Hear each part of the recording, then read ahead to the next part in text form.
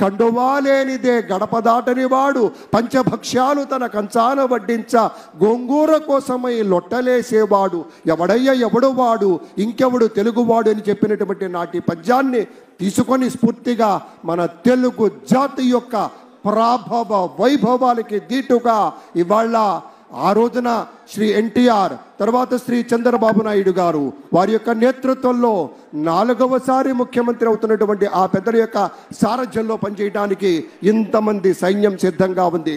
మనమంతా వారికి సహకరిస్తాం, వారు అందించేటువంటి ఫలాలని అందుకోబోతున్నాం అనేటువంటి మాటను కూడా మీతో గుర్తు చేస్తూ ఉన్నాం.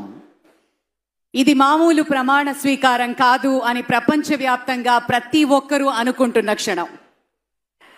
ఒక తెలుగువారు సాధించాలనుకుంటే ఏదైనా చేయగలరు అని నిరూపించుకుంటున్న క్షణం.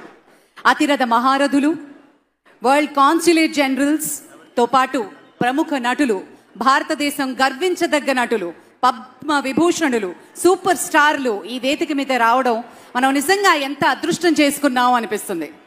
ఒక్కసారి మనం చూసుకుంటే ఈ ప్రమాణ స్వీకార మహోత్సవం గజదళం, అశ్వదళం, అభిముఖం అన్న రేంజ్లో నభూతో నభవిష్యతి